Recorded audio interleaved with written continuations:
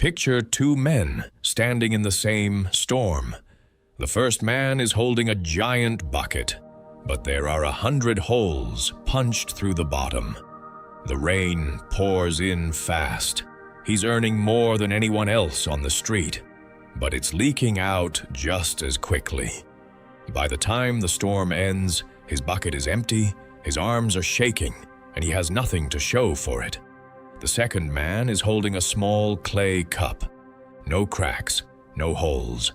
The rain barely touches him, just a light drizzle. He earns far less, but every single drop he catches, he keeps. Once the cup is full, he empties it into a jar, then another jar, then another. When the storm finally clears, the man with the giant bucket is on his knees, begging for water. The man with the small cup has more than he knows what to do with. This is the real story of money, and almost nobody sees it coming. We chase income. We tell ourselves the fix is simple: earn more. But here's the truth nobody wants to hear. Pouring more money into a life full of bad habits is just pouring water into a bucket full of holes. You don't get richer. You just leak faster. In a quiet trading town along the Yangtze River, there's an old story about a merchant's wife named Su Yun. While her husband was away for months at a time buying and selling silk, she was the one who kept the household from falling apart. She did it with nothing but a cloth-bound notebook and a brush pen. She called it her family ledger. A simple daily habit of writing down every coin that came in and every coin that went out. It wasn't fancy, it wasn't complicated, but it turned her into the quiet financial mastermind of her household, saving more from a modest income than merchants 3 times as wealthy. Today, we're going to teach you her method, not how to earn like a merchant prince, but how to think like Su Yun. We're going to show you how to patch the holes in your own bucket. Let's start with the real reason most people struggle with money. It has become invisible. You tap a card, you click Buy Now. You scan a code on your phone. The money leaves you and you never actually feel it leave. There's no sting, no friction, nothing. That's not an accident. Entire industries have spent fortunes engineering that feeling away, because a customer who doesn't feel the loss will keep spending. When you hand over paper money, your brain registers something close to pain. Real psychologists call it the pain of paying. But a tap on a screen numbs that pain completely. You don't feel it until the statement arrives at the end of the month. And by then, it's already gone. Su Yun's ledger method works by putting that pain back where it belongs. When you're forced to physically write tea leaves, 4 coins, in your own hand, your brain processes it differently. You pause. You ask yourself, was that actually worth writing down? Worth the ink? Suddenly, the money stops being an abstract number and starts being something real. A piece of your time, your effort, your life.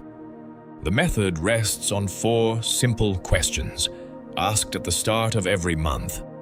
How much do I actually have coming in? How much do I want to set aside first? How much must I spend on things I cannot avoid? And what will I do differently this month? Most people do this in the wrong order. They spend first and save whatever happens to be left, which is usually nothing. Su Yun's method flips it completely. Income minus savings equals what you're allowed to spend. You pay your future self first, before anyone else gets a coin.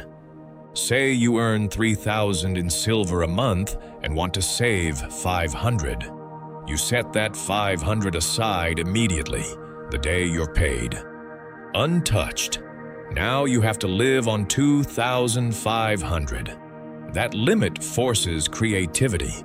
It forces you to separate what you truly need from what you merely want. The person practicing this doesn't look at how much money is sitting in the house. They look at the budget they wrote at the start of the month. The coins in the house can lie to you. They include rent money, debts, and savings all mixed together.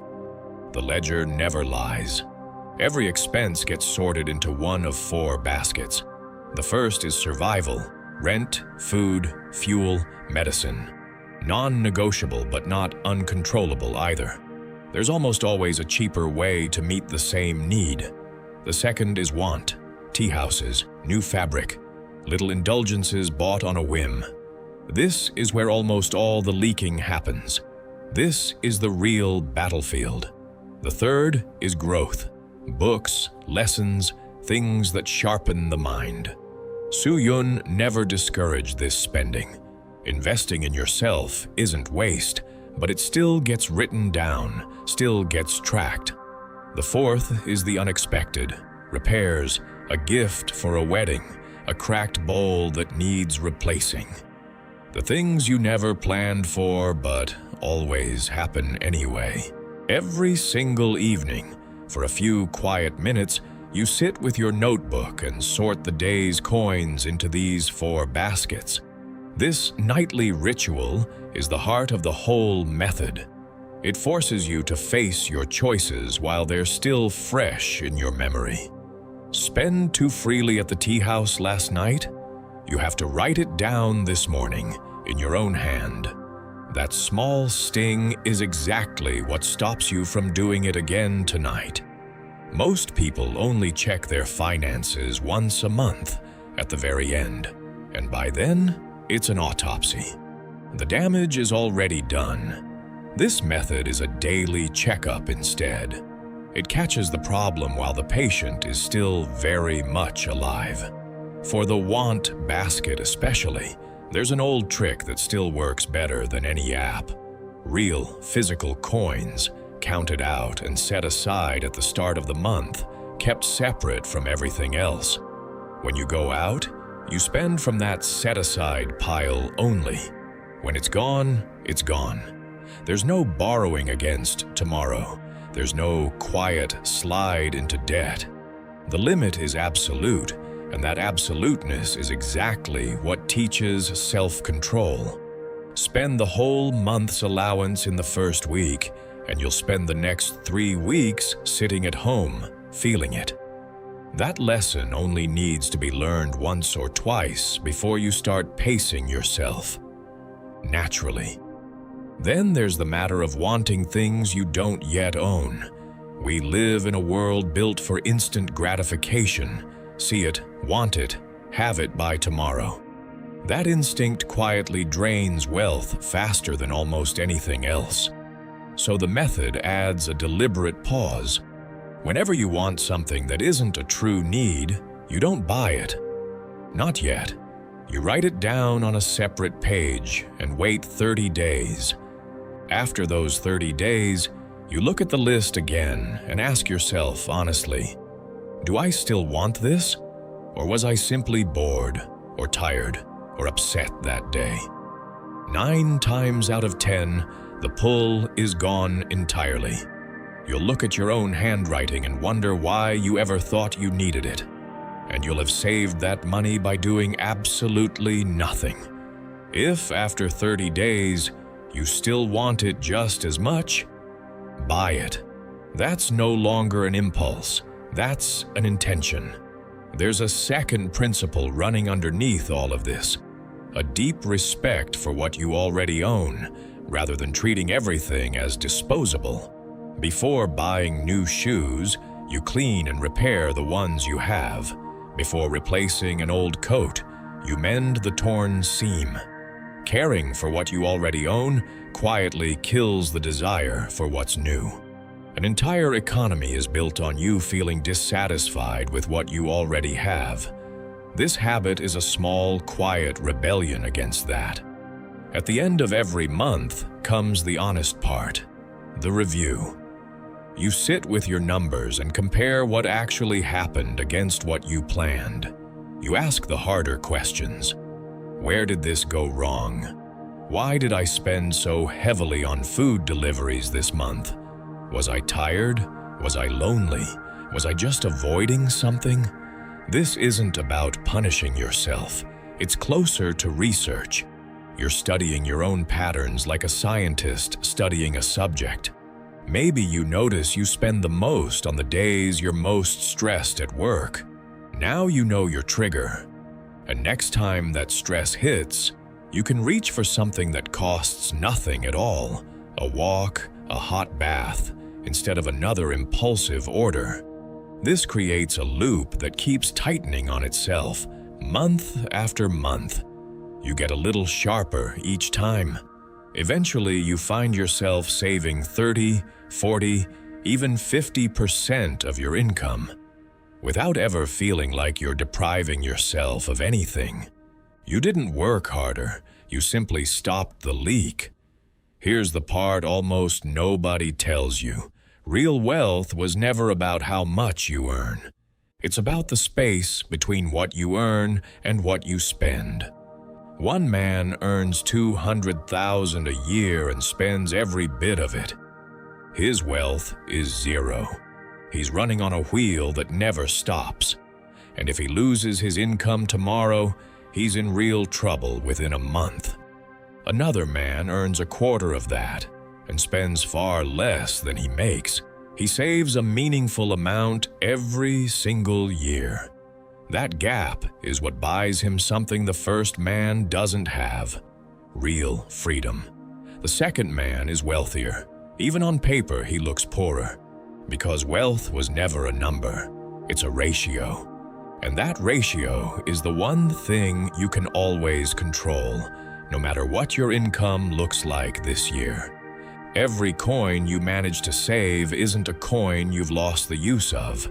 It's a coin now working quietly on your behalf, buying you back a little piece of your own time. Your life, in the end, is its own kind of ledger. Limited time, limited resources, and every entry in it reflects what you actually value, not what you say you value. If you claim family matters most to you, but the ledger shows nothing spent on them and plenty spent on things that don't matter, the ledger is telling you the truth your words are hiding. So here's your task, starting today. For the next 7 days, don't just glance at an app. Physically write down every single thing you spend, on paper, in a notebook, on the back of your hand if you have to. Every cup of tea, every small errand, everything. At the end of the 7 days, sit down and look at the whole list. Circle every single want in red. Add it all up. You will be genuinely surprised by how much has quietly slipped through your fingers. Awareness is always the first step. So ask yourself honestly, what's the one small expense that quietly drains you every single month? The daily coffee you don't need, the little impulse buys, the convenience you pay for instead of walking. Notice it, write it down, and then make yourself one simple promise. I control my money. It does not control me.